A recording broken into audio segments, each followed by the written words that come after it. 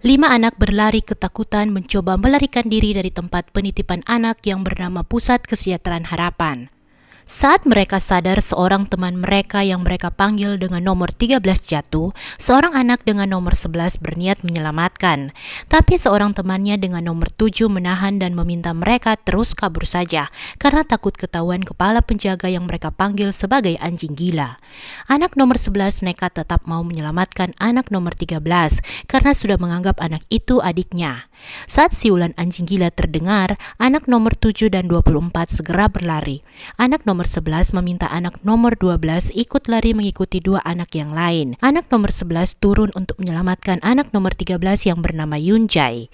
Anjing gila dengan beberapa anjing pelacak mendekati lokasi persembunyian mereka. Nomor 11 yang dikenal pintar mencoba mengelabui penciuman anjing pelacak dengan menggosok kotoran di wajah mereka. Saat anjing-anjing tidak berhasil mendeteksi keberadaan mereka, mereka pun kembali lari. Tapi sebuah jebakan mengenai kaki anak nomor 13. Anak nomor 24 dan 7 berhasil sampai di jalan utama. Mereka mencoba meminta pertolongan dari mobil yang lewat. Tapi rupanya mobil itu malah menabrak anak nomor 24. Anak yang ditabrak itu dibawa dan dijadikan santapan anjing. Anak nomor 11 dan 13 yang tidak bisa melanjutkan pelarian mereka karena kaki nomor 13 terluka melihat perbuatan anjing gila pada teman mereka dari tempat persembunyian mereka. 20 tahun kemudian, awalnya muncul seorang wanita yang sedang berjalan sendirian di jalanan. Tapi tiba-tiba wanita itu dikejar seseorang. Ia pun diculik dan dibunuh. Mayat wanita bernama Bai Jiun itu kemudian ditemukan seorang nenek di tempat pembuangan sampah. Tim forensik datang ke lokasi penemuan mayat. Mereka melihat kondisi Jiun yang menggenaskan dan bibirnya dirobek. Seorang detektif bernama Ryu Sung Jun kemudian muncul dari dalam plastik. Ryu dikenal sebagai detektif yang suka mereka adegan ulang dengan menempatkan dirinya ada di situasi kejadian untuk memahami sebuah kasus. Ryu dan rekannya bernama Sukgu pun mencoba mencari petunjuk di dekat lokasi penemuan mayat. Setelah berpikir, Ryu memberitahu pada Sukgu kalau sepertinya ada yang janggal dari penempatan mayat itu. Kalau mayat dibuang seperti sampah dari ketinggian, seharusnya posisinya miring. Selain itu, pasti akan ada goresan atau ditemukan tulang yang patah pada mayat. Tapi mayat yang mereka temukan malah ada dalam posisi duduk. Dari posisi itu, mereka bisa menyimpulkan kalau pelaku meletakkan korban secara hati-hati di lokasi itu. Ryu ke ruang mayat. Dokter forensik katakan sobekan yang ada pada bibir korban dilakukan dengan sangat rapi, bahkan kedalaman sayatan itu seperti sudah diukur. Pisau yang digunakan diperkirakan pisau yang tajam dan tipis. Ryu mengambil sebuah pisau bedah yang ada di sana. Ia bertanya apa pisau yang dipakai pelaku seperti pisau bedah itu. Saat dokternya membenarkan, Ryu mencoba reka adegan lagi. Dokternya protes karena Ryu membuatnya takut dengan tindakan Ryu yang tiba-tiba itu. Polisi mulai melakukan investigasi. Diketahui sebelum kejadian korban sempat mengirim pesan singkat pada orang tuanya dan katakan akan pulang malam, jadi tidak perlu menunggunya. Pesan singkat dikirim ketika korban ada di dekat rumahnya. Setelah mengirim pesan singkat itu, ponsel korban pun mati. Diketahui sebelum menghilang, korban sempat ke klub selepas pulang kuliah bersama teman-temannya untuk merayakan ulang tahunnya di tempat itu. Ryu dan Sukgu mendatangi lokasi terakhir di mana sinyal ponsel Jiun terdeteksi. Ryu meminta Sukgu mengambil CCTV dari suatu tempat. Tiba-tiba seorang kurir pembawa makanan lewat. Ryu mengejarnya. Ryu bertanya pada kurir itu apa sempat melihat korban. Sayangnya kurir itu tidak yakin apa pernah melihat wanita di fotonya. Ryu pun melihat ada CCTV yang terpasang di helm kurirnya. Ryu dan Sukgu mewawancarai seorang teman Jiun yang sempat bersama Jiun di klub. Ia ceritakan saat itu mereka meninggalkan klub lebih cepat karena ada pelanggan VIP yang mengganggu mereka. Orang itu sepertinya seorang pemakai dan sempat memaksa Jiun minum alkohol. Saat Jiun menolak, orang itu menodongkan pisau di wajah Jiun. Dari info itu, Ryu dan Sukgu pun ke klub yang dimaksud. Di sana mereka menemukan seorang pria yang dimaksud teman Jiun. Pria itu sedang melakukan hal yang sama seperti yang pernah dilakukannya pada Jiun. Ryu menarik pria itu. Saat saat tahu Ryu polisi, pria itu seperti tidak peduli dan malah kembali memukul wanita bernama Yuna itu di depan Ryu. Ryu pun menghajar pria itu habis-habisan. Yuna dijemput walinya di kantor polisi. Wali bernama Jo Eun-ki itu adalah seorang pekerja sosial yang sukarela mendampingi Yuna karena sejauh ini orang tua dan wali kelas Yuna sudah menyerah mengurus Yuna. Ryu menginterogasi pria dari klub malam soal Ji-eun. Pria itu tidak menyangkal pernah bertemu Ji-eun di klub. Ia memang sempat mengajak Ji-eun bersenang-senang, tapi saat Ji-eun menolaknya, ia membiarkan Ji-eun pergi. Tapi Ryu tidak yakin dengan keterangan pria itu. Tiba-tiba Suku muncul dan memberitahu kalau pria itu punya alibi, jadi mereka harus melepaskannya. Pria itu menertawakan Ryu. Dengan sombongnya, ia memberitahu Ryu kalau ayahnya kaya raya dan pamannya seorang pengacara di sebuah firma hukum besar. Ia mengancam akan memenjarakan Ryu atas apa yang sudah Ryu lakukan padanya. Ryu balik mengancam pria itu. Ryu katakan ayahnya seorang hakim Mahkamah Agung dan kakaknya juga hakim. Sosok Sung-hun kakak Ryu muncul. Orang-orang mengenal Sung-hun sebagai hakim yang bersih dan adil. Saat ia diminta seorang mantan hakim Mahkamah Agung memberikan kompensasi hukum pada kliennya, dengan tegas Sung-hun menolaknya. Pria itu mencoba bernegosiasi dengan memakai Ryu yang saat ini sedang berhadapan dengan tuntutan hukum dari pria yang dipukulnya di klub. Kalau Sung-hun mau membantu kliennya, ia berjanji akan membebaskan Ryu. Tapi Sung-hun tidak goyah. Ia malah meminta pria itu melanjutkan tuntutannya karena menurutnya, jika seseorang bersalah, ia memang harus bersiap dengan konsekuensi hukumnya. Semua orang harus diperlakukan sama sesuai hukum. Karena buat apa hukum dan peraturan dibuat kalau koneksi bisa dipakai untuk melepaskan diri dari hukuman pelanggaran? Sung-hun menghubungi adiknya untuk datang ke acara keluarga. Ryu menolak, tapi Sung-hun memaksa Ryu harus datang. Malam itu, orang tua mereka merayakan pencalonan ibu mereka sebagai Menteri Kesehatan dan Kesejahteraan. Ryu mulai merasa tidak nyaman saat orang tuanya begitu membanggakan Sung-hun di depannya, sementara dirinya dicap sebagai pembuat masalah karena sering menerima tuntutan hukum dari orang yang ditangkapnya. Ayah mereka meminta Ryu tidak membuat masalah lagi, karena itu bisa mengganggu proses pencalonan ibu mereka sebagai menteri. Saat sedang berdua dengan kakaknya, Ryu mencoba menjelaskan soal penyerangan yang dilakukannya itu. Sung-hun pun bertanya apa sebenarnya tujuan Ryu menjadi polisi. Sung-hun mengingatkan soal karakter adiknya yang suka berkelahi saat mereka masih sekolah. Ia sempat berpikir kalau adiknya terus menggunakan kekerasan saat bertindak, ia takut kalau nantinya Ryu bisa membunuh orang. Saat Ryu katakan mau jadi polisi, ia cukup lega. Tapi di matanya rupanya tujuan Ryu masuk jadi polisi hanya sebuah pengalihan supaya kekerasan yang disukainya nampak lebih bisa diterima karena karakter adiknya itu belum juga berubah. Ryu mengunjungi ayah Ji-eun yang bernama Moon Kang. Ryu mulai bertanya apa mereka mengenal seseorang yang dinilai lihai menggunakan pisau dan berpotensi membunuh Ji-eun. Ibu Ji-eun bereaksi. Wanita itu sempat menyebut nama Jung yang mungkin bisa jadi pelakunya. Tapi dengan cepat Moon membantah keterangan istrinya itu dengan dalih itu hanya ocehan istrinya yang sedang terguncang pasca kematian putri mereka. Ryu berkomunikasi dengan Sugu. Sugu infokan dulu ayah Ji-eun bertugas sebagai pasukan khusus dan sekarang menjadi pengelola sebuah perusahaan. Diketahui mayat Ji-eun ditemukan tidak jauh dari perusahaan ayah Ji-eun itu. Ryu ke perusahaan Moon. Di sana Ryu melihat semua pekerjaannya mahir menggunakan pisau karena perusahaan itu ternyata tempat pemotongan daging. Ryu bertanya apa di tempat itu ada pekerja yang bernama Jung. Para pegawai nampak hanya terdiam, tapi Ryu kemudian melihat seorang pekerja yang mencurigakan. Secara diam-diam pria mencurigakan itu menghubungi Jung dan memberitahu kalau ada detektif yang sedang mencarinya. Ryu memergoki pria itu. Sebelumnya tim polisi Ryu sudah berhasil mendapatkan rekaman dari kamera kurir pengantar makanan. Dari rekaman itu diketahui ada seorang pria yang memang sedang bersama Ji-eun malam itu, dan pria itu bernama Jung Man-chun. Ryu memperlihatkan bukti video itu dan bertanya di mana Jung sekarang. Pria itu menolak memberitahu. Ryu pun memperingatkan pria itu untuk tidak menyembunyikan Jung karena Jung itu tersangka pembunuhan. Pria itu bisa ikut di penjara kalau ketahuan menyembunyikan Jung. Seorang anak buah Moon nampak memantau pertemuan Ryu dan pekerja itu. Setelah tahu lokasi persembunyian Jung, Ryu pun ke lokasi itu dan berhadapan dengan Jung. Jung melukai Ryu. Ryu tertawa saat tahu Jung berhasil melukainya. Ryu pun balik menyerang Jung meski tanpa senjata. Mereka mulai kejar-kejaran. Setelah sempat adu fisik beberapa saat, Ryu pun berhasil menangkap Jung. Penangkapan Jung itu disaksikan Moon.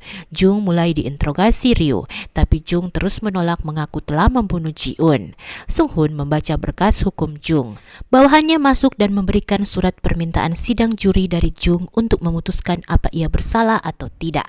Sung-hun pun menyetujuinya. Kandidat juri di sidang Jung dari warga sipil mulai dipilih. Sebagai hakim, Sung-hun pun kembali memilih juri-juri yang terpilih secara acak untuk menjadi juri final yang akan duduk di kursi juri. Foto 9 juri terpilih nampak terpajang di suatu tempat. Sidang juri Jung digelar. Jung masuk ke ruang pengadilan. Orang-orang mulai meneriaki Jung karena dianggap tidak tahu malu masih meminta sidang juri, padahal sudah jelas-jelas ia bersalah dan pantas langsung dihukum. Moon nampak ikut hadir di pengadilan itu. Sung-hun sebagai hakim memasuki ruang sidang. Pengacara penuntut mulai bertanya pada Jung. Jung menceritakan kalau malam itu ia memang menodongkan pisau pada Ji-un tapi ia tidak membunuhnya. Ia melakukan itu hanya untuk menggertak ayah Ji-un yang tidak membayar gajinya selama bekerja di perusahaan Moon. Sebelumnya ia sempat menagih gajinya tapi Moon malah hanya merendahkannya. Saat tahu motif Jung, ibu Ji-un meneriaki Jung kenapa tega membunuh putrinya hanya karena uang. Ibu Ji-un pun histeris. Para juri memperhatikan petugas membawa keluar ibu Ji-un dari ruang sidang karena tidak bisa mengendalikan emosinya lagi. Adegan film flashback pada kisah anak nomor 11 yang berhasil kabur dari pusat kesejahteraan dengan berpura-pura sakit. Ia sempat dirawat di rumah sakit tapi kemudian kabur dan ke kantor polisi untuk melapor.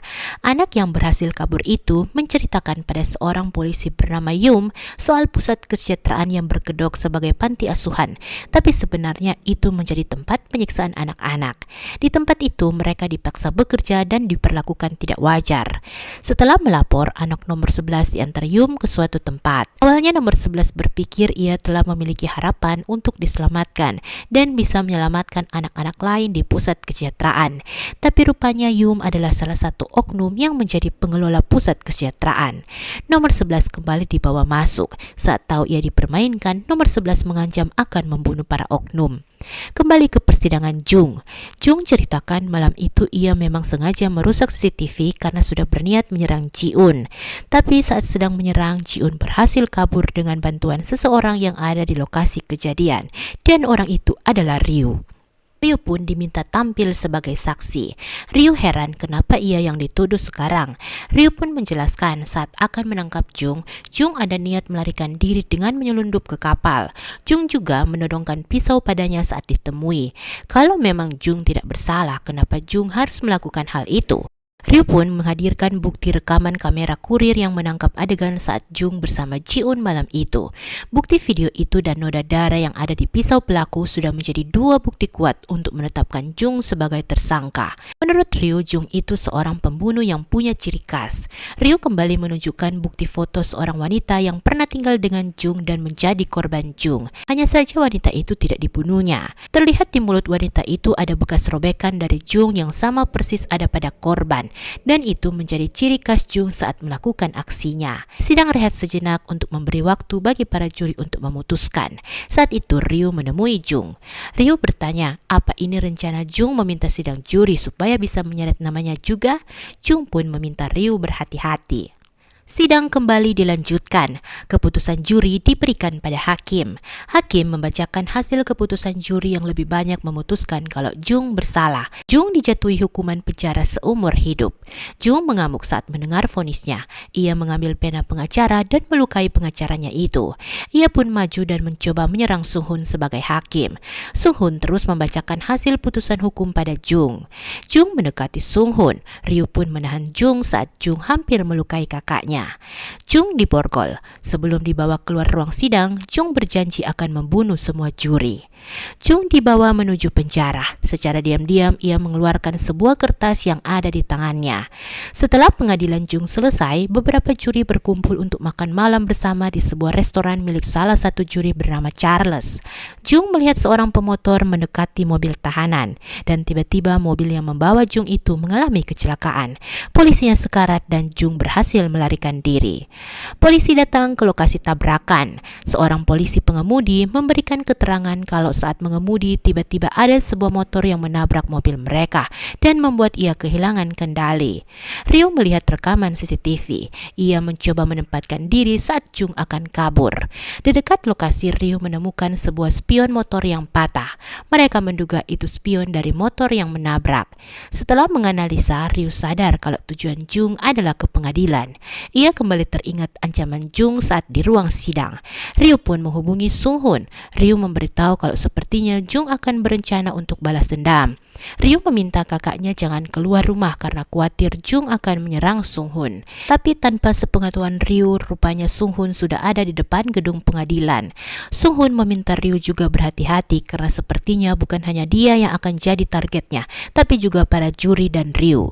Sung Hoon memberanikan diri masuk ke gedung pengadilan. Sung Hoon mengecek daftar alamat para juri dan rupanya sudah ada bagian yang robek di daftar itu. Sepertinya saat mengamuk di pengadilan, Jung sudah merobek bagian itu. Sung Hoon segera meminta seseorang mengirimkannya daftar alamat juri yang lengkap. Setelah menerima daftar lengkapnya, Sung Hoon jadi tahu kalau dua nama saksi yang ada di robekan itu yaitu Eun Ki dan Hye Jin. Eun Ki menerima sebuah pesan singkat dari Sung Hoon yang memberitahu kalau saat ini Jung telah melarikan diri. Para juri diminta lebih berhati-hati dan menjaga keselamatan diri. Sung Hoon mulai mengecek respon balik dari semua juri yang sudah dikabarinya satu persatu soal Jung. Eun Ki dan Hye Jin nampak belum mengabari. Sung Hoon pun menghubungi Eun Ki. Eun Ki meminta maaf karena tidak langsung merespon, tapi ia kabarkan kalau ia baru saja tiba di kontrakannya. Setelah mengakhiri telepon dari Sung Hoon, Jung terlihat ada di dalam kontrakan Eun Ki. Polisi mendatangi kontrakan Eun Ki setelah tahu Jung ada di situ dan bahkan menyandra Eun Ki. Ryu tiba di lokasi. Ryu protes karena rekan polisinya tidak segera menangkap Jung, tapi malah masih memikirkan untuk melakukan negosiasi dengan Jung. Padahal menurutnya Jung itu tipe tersangka yang tidak bisa diajak negosiasi. Ryu pun naik ke atap secara diam-diam saat polisi mencoba bernegosiasi dengan Jung. Jung meminta presiden membatalkan putusan pengadilannya dalam waktu 1 jam, baru dia akan melepaskan Sandra. Jung pun kembali membawa masuk Eun Ki ke kontrakannya. Ryu melihat Jung dan Eun Ki dari jendela. Saat melihat Jung sedang terpisah dari Eun Ki, Ryu nekat menerobos masuk menyelamatkan Eun Ki. Ryu menembak Jung. Karena berpikir Jung sudah berhasil dilumpuhkan, Ryu mencoba menenangkan Eun Ki. Tapi tanpa disangka Jung masih punya kekuatan untuk menusuk Ryu. Ryu pun pingsan. Moon dan anak buahnya datang ke bangsal perawatan Jung. Moon tidak terima Jung yang membunuh putrinya hanya akan menikmati hidup di penjara. Moon berniat menyuntikkan sesuatu yang bisa membuat Jung menderita. Tapi saat itu juga Jung mengaku kalau ia hanya diminta seseorang untuk memalsukan penculikan Ji-eun. Ia sendiri tidak membunuh Ji-eun karena setelah menakut-nakuti Ji-eun dibawa orang yang menyuruhnya itu. Jung katakan ia punya bukti rekaman percakapan dengan orang yang menyuruhnya dan nama orang yang menyuruhnya adalah Jung Yun Jae. Adegan kembali flashback ke pusat kesejahteraan saat Moon menjadi kepala penjaga keamanan di sana. Setelah sempat kabur, nomor 11 diberi hukuman. Tapi saat itu Moon meminta nomor 11 dilepaskan karena istrinya sedang hamil geriatri. Istrinya meminta Moon tidak melakukan hal yang bisa membawa sial supaya kelahiran anak mereka lancar. Tapi setelah dilepaskan, nomor 11 tetap tidak jerah. Ia memberitahu teman-teman dekatnya kalau ia masih punya rencana untuk membawa mereka semua keluar dari tempat itu. Kembali ke rumah sakit tempat Ryu dirawat. Keluarga Ryu mengunjunginya, tapi bukannya khawatir, orang tuanya malah marah karena sikap Ryu yang dinilai gegabah dalam bertindak. Ibunya meminta Ryu pindah departemen saja atau keluar dari kepolisian karena Ryu selalu membuat mereka cemas dengan tindakan Ryu. Eun Ki menemui Ryu. Sebagai balas budi karena Ryu sudah menyelamatkannya, Eun Ki memberikan kartu namanya dan meminta Ryu bisa menghubunginya kapan saja kalau Ryu membutuhkannya. Ryu tertawa karena menurutnya justru nanti Eun Ki lah yang akan butuh bantuannya. Ibu Ji-un nampak begitu tergoncang setelah kematian Ji-un. Ia terus mengingat Ji-un akan pulang dan merayakan ulang tahun bersama orang tuanya. Anak buah Moon datang menemui Moon yang juga masih berduka. Ia memberikan flash disk berisi rekaman pembicaraan yang dimaksud Jung. Wanita yang ditunjukkan Ryu sebagai wanita yang pernah jadi korban Jung muncul di rumah sakit tempat Jung dirawat. Wanita itu mencoba mengelabui polisi jaga di depan kamar Jung supaya anak mereka bisa masuk menemui Jung. Jung begitu sedih melihat anaknya yang nampak sedang sakit. Meski harus mempertaruhkan nyawanya sekalipun, Jung berjanji akan melakukan apapun untuk kesembuhan anaknya itu. Yum, kepala Polsekta yang juga atasan Ryu, datang menemui Moon. Yum marah karena Moon nekat mengajaknya bertemu padahal ia sudah ingatkan kalau mereka tidak boleh terlihat berhubungan lagi. Moon yang terlihat masih patuh pada Yum meminta bantuan Yum menemukan Yoon Jae. Moon yakin Yoon Jae itu adalah salah satu dari 5 anak yang dulu kabur dari pusat kesejahteraan. Moon memperdengarkan rekaman pembicaraan Jung dengan Yoon Jae. Setelah tahu itu, Yum menolak membantu Moon. Moon pun mengancam akan mengungkap kasus Yum dulu pada seorang remaja wanita. Yum tidak senang Moon mengancamnya. Yum katakan pusat kesejahteraan harapan sudah ditutup 20 tahun yang lalu. Semua catatannya juga sudah dihancurkan. Jadi meski Yoon Jae memang pelaku pembunuhan putri Moon, mereka pasti akan kesulitan menemukan Yoon Jae. Yum pun meminta Moon melupakan kasus itu dan mengikhlaskan kematian putrinya. Moon katakan Jiun itu putri yang sangat berharga untuknya, jadi ia tidak bisa melupakan begitu saja. Moon peringatkan Yum bagaimana kalau Yum mengalami kehilangan seperti dirinya. Yum terburu-buru ke sekolah cucunya. Ia khawatir seseorang akan mencelakai Minho. Yum mulai gelisah saat tidak menemukan Minho di kelasnya. Tapi tiba-tiba Minho muncul. Minho memberitahu kakeknya kalau ia baru saja diajak jalan dan diberikan snack oleh seseorang yang menggunakan topeng Joker. Yum kaget melihat snack itu. Ia ingat kalau dulu pernah memberikan snack seperti itu pada seorang anak yang kabur dari pusat kesejahteraan. 3 hari yang lalu, Hejin nampak berlari ketakutan. Saat ia mencoba mengambil ponselnya yang berbunyi, ia ditemukan seorang pembunuh berantai. Adegan beralih ke sebuah lokasi. Di tempat itu terpajang foto-foto saksi juri di sidang Jung, dan di tempat itulah Hejin disekap. Mayat Hejin ditemukan beberapa hari kemudian. Yum begitu histeris melihat anaknya telah meninggal. Ryu melihat kondisi mayat Hejin dan memperhatikan pola pembunuhan yang sama dengan mayat Ji-un. Itu artinya pembunuhnya sama. Ryu dan rekannya mulai menyelidiki lagi.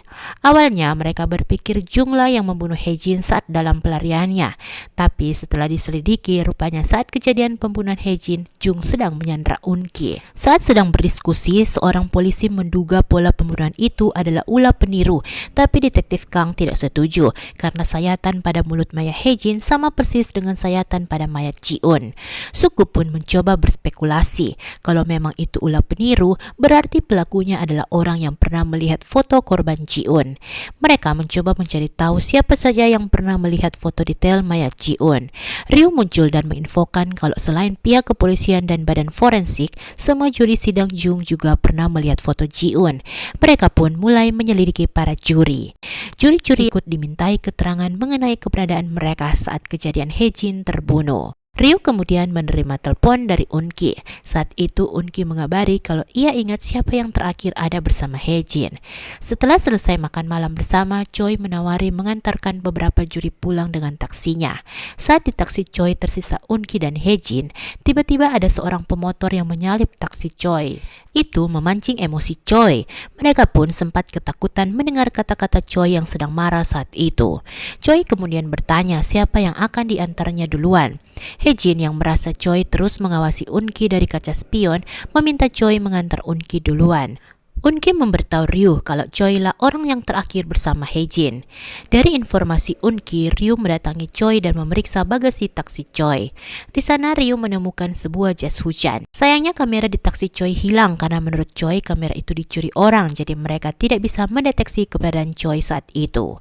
Choi memberitahu kalau malam itu ia diminta Hejin diturunkan di taman karena harus menemui seseorang, dan setelah itu ia pun segera pergi. Saat akan menutup pintu bagasinya, Ryu melihat tato di lengan Choi. Sung-hun mulai mengikuti berita pembunuhan Hejin. Banyak pihak berspekulasi kalau pembunuhan itu adalah kejahatan peniru dari kasus Jung. Sung-hun kembali teringat perkataan Jung di pengadilan yang tegaskan dirinya tidak bersalah dan menuduh Ryu sebagai pelakunya. Sung Hoon menemui Jung. Sung Hoon katakan ia bisa merubah keputusan pengadilan soal hukuman Jung kalau Jung bisa membuktikan diri tidak bersalah. Sung Hoon pun bertanya kenapa di pengadilan Jung katakan melihat Ryu di lokasi. Jung katakan malam itu ia memang melihat pembunuhnya tapi tidak jelas melihat wajah orang itu. Sung Hoon ke apartemen Ryu. Setelah memastikan Ryu sudah tidur, Sung Hoon mengambil kunci mobil Ryu dan menggeledah mobil Ryu. Sung Hoon menemukan sebuah anting di sana. Sung Hoon kembali ke gedung pengadilan. Ia mencari laporan bukti kasus Ji-eun. Sung Hoon kaget saat tahu anting yang ditemukannya di mobil Ryu adalah sebelah anting Ji-eun yang dinyatakan hilang.